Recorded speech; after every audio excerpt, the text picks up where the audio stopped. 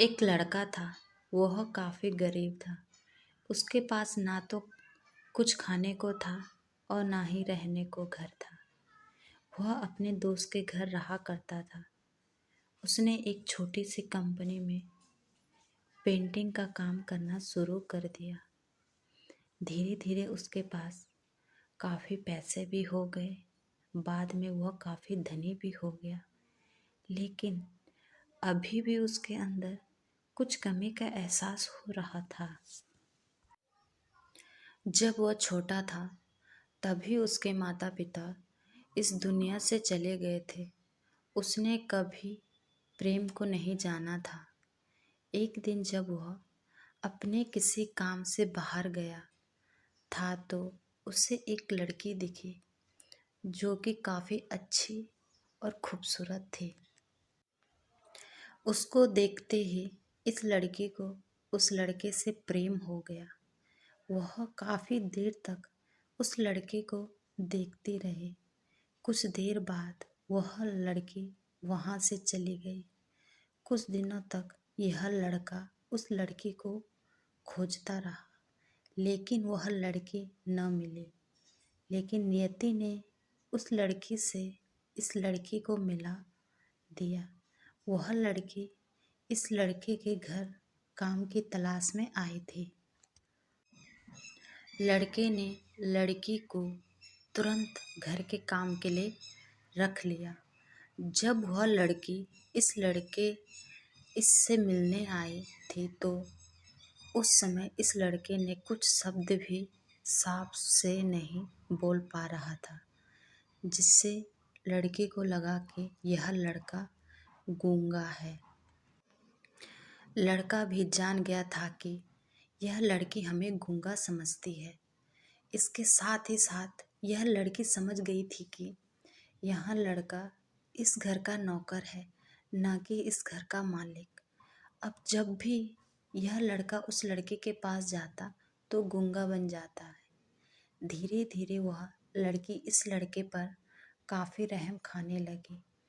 अब उसे इस लड़के की लाचारी पर प्यार होने लग गया।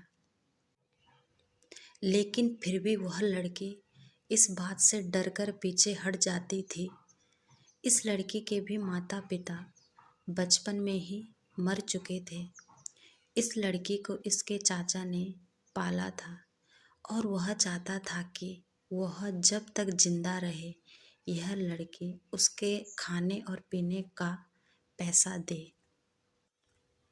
लड़की का प्रेम हद से भी बाहर जाने लगा। लड़के के एक खांसी पर भी वह लड़की दौड़े उस लड़के के पास पहुंच जाती थी। अब लड़का भी समझ गया कि इस लड़की को मुझसे प्रेम हो गया। लड़का भी बहुत ज़्यादा उस लड़की से प्रेम करता था। उसने पहले लड़की के बारे में सब कुछ पता किया। जब उसे सब पता चल गया तो वह बहुत रोने लगा, क्योंकि उसने गूंगे होने का झूठ बोला था। अब वह दिनों रात रोने लगा। लड़की अपनी सैलरी में से लड़के के इलाज करवाने को कहती थी। एक दिन सुबह ही उस लड़की को पता चला कि वह लड़का हॉस्पिटल में भर्ती है। वह दौड़ते हुए जब हॉस्पिटल में पहुंची तो उसने देखा कि लड़का बेड पर बेहोश पड़ा है। उसके आसपास काफ़ी मशीनें लगी हुई थी। जब लड़की डॉक्टर के पास पहुंची तो वहाँ पर डॉक्टर ने उसे बताया कि लड़का अब बोल नहीं सकता है। उसने अपनी जीभ को काटने की कोशिश की है। इसके साथ ही उस डॉक्टर ने उस लड़की को एक पत्र दिया। उस पत्र में लिखा था, मैं एक काफ़ी धनी लड़का हूँ। जिस घर में तुम काम करती हो उस घर की मालिक हूँ मैं। लेकिन इसके साथ ही मैंने तुमसे एक बहुत बड़ा झूठ बोला है कि मैं एक गूंगा हूँ।